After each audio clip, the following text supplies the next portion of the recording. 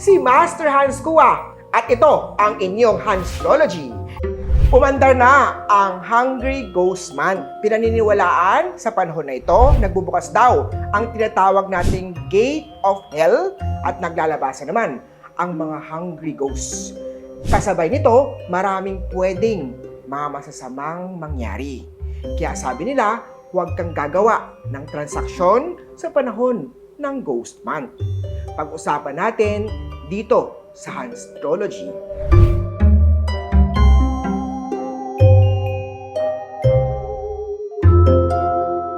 Ano nga ba ang Ghost Month? Ang Ghost Month ay paniniwalang Chinese, mga customs, tradition po ng Taoism. Pinaniniwalaan daw, ikapitong buwan ng Chinese lunar calendar, binubuksan daw po ang pintuan ng Hell's Gate, kung saan ang mga hungry ghosts ay lumalabas, naghahanap ng mga kain, ng dasal, ng insenso, ng kandila. Ang Ghost Month ay hindi dapat katakutan. Isa itong paniniwala na huwag nating kalimutan ang mga past loved ones natin. Paalala sa ating mga nabubuhay na alayan natin sila ng dasal, ng kandila, ng insenso, ng mga pagkain para sila po ay maging happy ghost. Kailan nga ba ang Hungry Ghost Month? Every year, iba't ibang date nag-i-start at iba't ibang date nag-i-end ang Hungry Ghost Month. Ang 2023 natin, ang Hungry Ghost Month, ay nagsimula na ng August 16 at magtatapos naman ng September 14, 2023. Sino-sino nga ba ang mga Hungry Ghosts? Ang Hungry Ghosts ay mga kaluluwang ligaw. Sila po yung mga spirits na biglaan ang pagkamatay. Ang mga Hungry Ghosts ay mga kaluluwang nalimutan ng alayan, ng dasal, ng pagkain, ng mga taong nabubuhay. Ang mga Hungry Ghosts also ay napakasama habang nabubuhay sila. Ang mga Hungry Ghosts ay mga spiritong hindi pa naka-reincarnate o hindi pa napunta ng heaven.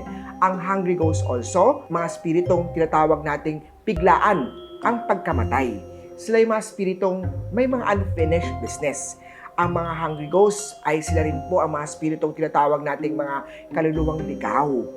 Master Hans, ano nga ba ang mga dapat nating gawin during Hungry Ghost Month?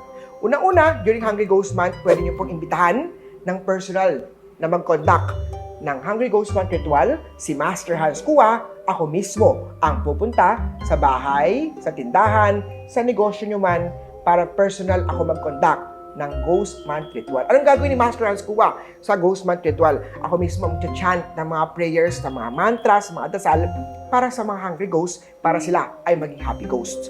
Ako rin mismo ang magko-conduct ng ritual para sa mga alay na mga pagkain. Ako mismo ang magko-conduct ng ritual also para sa insenso. Ako rin mismo ang magko-conduct ng ritual para sa mga kandila na gagamitin natin. Ako rin mismo ang magko-conduct ng ritual para sa mga paper money o mga perang iaalay natin sa mga hungry ghosts. Number 2, during Ghost Month, ang dapat gawin ay dapat gawin nating maliwanag ang ating bahay. Especially pag gabi, huwag nating hayaang patay ang ilaw sa main door man o sa mga lugar na hindi napupuntahan during Ghost Month para hindi malasin o hindi puntahan ng mga hungry ghosts. Ang Hungry Ghost Month, dapat natin gawin ay mag-alay tayo ng mga pagkain, maiinom, dasal, insenso para sa mga hungry ghosts. Magsuot tayo ng mga happy colors na damit. Red, bright green, bright yellow, bright pink, bright orange, any happy colors. Pang-iwas yan sa mga negative na dala po ng mga hungry ghosts. During Ghost Month, personal kayo pumunta sa tindahan ni Master Hans Kua para makabili kayo ng bracelet crystals na susuotin nyo for protection against mga hungry ghosts. Mag-display kayo ng Chung Kuei. Mabibili po si Chung Kuei dito lang po sa tindahan ni Master Hans Kua. Ang Chung Kuei, siya po yung god ng mga hungry ghosts o god ng underworld. During Ghost Month, dapat every morning, magbilag tayo, mag-exercise tayo under the sun. Makakatulong yan para ma-enhance natin ang yang o good energy sa ating katawan. During Ghost Month, alagaan pa rin ang kalusugan. Magpunta kayo, Doc, kung may mga problema kayo sa kalusugan, issue nyo po. Palakasin ang immune system. Matulog ng maaga, at least 7 or more hours of sleep. Kumain ng masusustansyang pagkain during Ghost Month para po ang kalusugan nyo po ay maging maayos at maging maganda. During Ghost Month also, ang dapat po natin gawin, ang bahay dapat po lagi tayong masaya. Iwasan natin ang pagmumura, pag-aaway sa loob ng bahay natin para hindi malasin. During Ghost Month din dapat tayo dagdagan lagi ng prayers. Lahat ng mga gagawin natin, ang prayers pa din, ang dasal pa rin, kay Lord pa din, kung ano man religion nyo po, ay makakatulong pa rin pang protection yan sa tinatawag nating misfortune o kamalasan na dala po ng mga hungry ghosts. Pag-usapan naman natin ngayon, ano naman ang mga dapat nating iwasan during Ghost Month. During Ghost Month, ayaw natin, iwasan natin magsimula ng any major activity sa ating buhay. Ano po ba yung mga major activity? Anything na bago sisimulan. August 16, ang Ghost Month natin, nagbukas ako ng negosyo, Masterhands. August 15, bago mag-Ghost Month, ituloy mo lang yan. Pero, kung magsisimula ka ng bagong negosyo, pag pumasok ng August 16, hintayin mo matapos ang September 14, bago simulan ang Ghost Month. Masterhands, urgent talaga, kailangan ko ng buksan ang negosyo na to dahil matagal nang nakaplano o matagal na talaga to.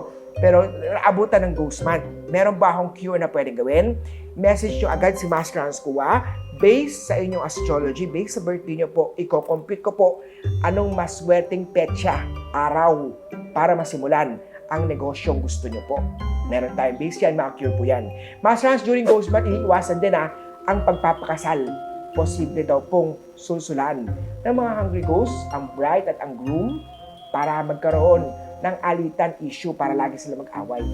During Ghost Month also, kailangan natin umuwi ng maaga. Bago mag 7 p.m., pag madilim na po, dapat nasa bahay na tayo para maiwas tayo sa mga kamalasang dala ng mga hungry ghosts. Masterhands, night shift po ako. Alas 10, alas 11, alas 1 ng hating gabi, 2 a.m., 3, 5 a.m. na po ako umuwi ng bahay. Uuwi dahil sa work ko po. Make sure nyo po na bumisita kayo personal sa tindahan ni Masterhands Kuwa at bumili kayo ng mga cures, ng mga amulets na kailangan nyo po for Hungry Ghost Month. During Ghost Month, ayaw din natin mag-sign ng kontrata, pumasok sa isang deal. Posible daw pong sulsulan para malasin ang project na to. During Ghost Month, ayaw din natin ang tinatawag nating mga alitan, issue, mga road rage. Lalo pag mainit ang ulo, kalma lang kayo, iwasan niyo po yung away, gulo, dahil posible yan magkagulo, lumala ang issue na to. During Ghost Month, ayaw din natin ang pag-swimming. Dahil pinaniniwalaan ng mga hungry ghosts ay nasa pool nagtatambay dahil napakainit nga naman sa impyerno, nasa pool sila, dun sila. Nag-swimming, nagtatambay at pag may nakita silang tao, posible daw ang kamalasan o kaya ma-aksidente related sa pool o water-related accident. Kaya naman, kung talagang kailangan nyo mag-swimming, gusto nyo mag-swimming kayo sa open air at mag-swimming kayo sa morning, umaga. Pag gabi na po, iwasan na po ang pag-swimming.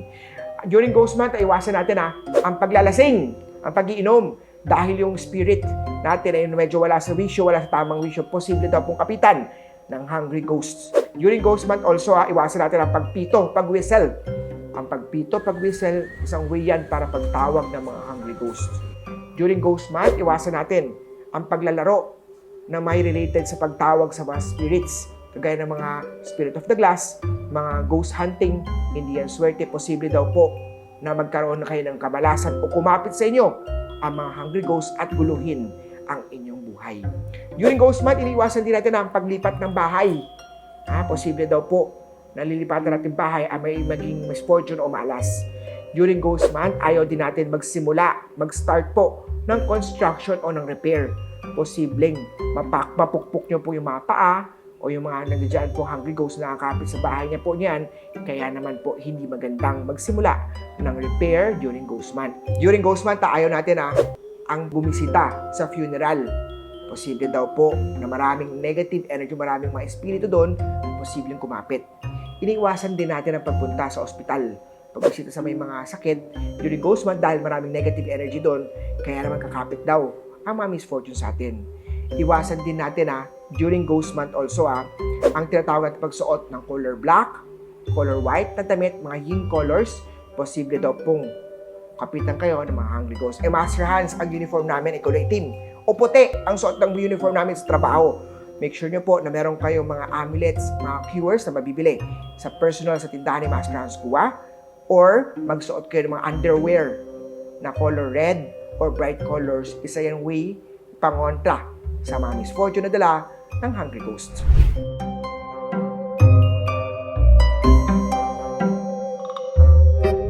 Ako po si Master Hans Kua. Para sa mas marami pang Hanstrology, i-follow niyo po kami sa Facebook, Instagram, TikTok, YouTube, New Media PH.